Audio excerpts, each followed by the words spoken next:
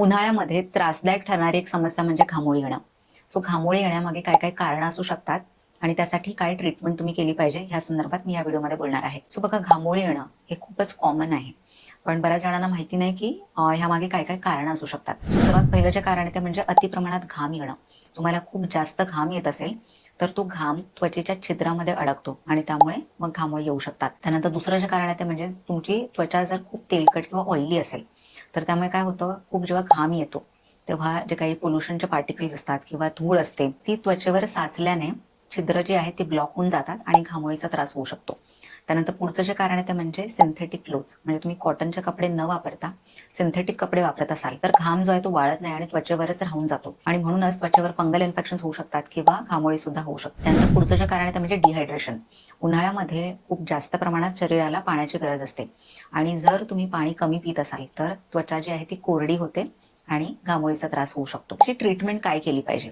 तर ह्या काही गोष्टी तुम्ही करू शकता जेणेकरून घामोळीचा त्रास नॅचरली कमी होईल. सर्वात प्रथम तुम्ही शरीराला हायड्रेटेड ठेवण्याचा प्रयत्न केला पाहिजे. तुम्ही जास्त प्रमाणात पाणी प्यायलं पाहिजे. सो फक्त पाणी न पिता जे काही क्षारयुक्त पाणी असतं किंवा इलेक्ट्रोलाइट्स युक्त पाणी असतं ते तुम्ही प्यायला पाहिजे. सो लिंबू पाणी पिऊ शकता, ज्यामध्ये तुम्ही सॉल्ट किंवा मीठ टाकणं खूप गरजेचं आहे.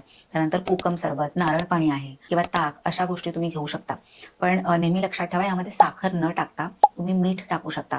मिठाची आपल्याला सर्वात जास्त गरज असते उन्हाळ्यामध्ये, कारण घामावाटे आपलं जे काही शरीरातलं सॉल्ट आहे ते बाहेर पडत असतं. म्हणून जे काही पाणी पिता किंवा ड्रिंक्स तुम्ही घेता त्यामध्ये थोडंफार मीठ टाकणं खूप गरजेचं आहे. त्यानंतर पुढचं जे आहे ते म्हणजे तुम्ही सिंथेटिक क्लोथ्स न वापरता जे कॉटनचे कपडे असतात ते वापरायला पाहिजेत. कारण कॉटनचे कपडे जेव्हा वापरतात तेव्हा घाम लवकर झिरपून जातो, लवकर वाळून जातो, त्वचेचे इन्फेक्शन किंवा घामोळी येत नाही. त्यानंतर पुढचं जे आहे ते म्हणजे जे काही रॅश तुमच्या त्वचेवर आली असते त्यावर गुलाब जल म्हणजे रोज वॉटर जे आहे ते लावू शकता, जेणेकरून त्वचेला एक थंडावा मिळतो आणि जे काही घामोळी आहे ती कमी होण्यासाठी मदत होते.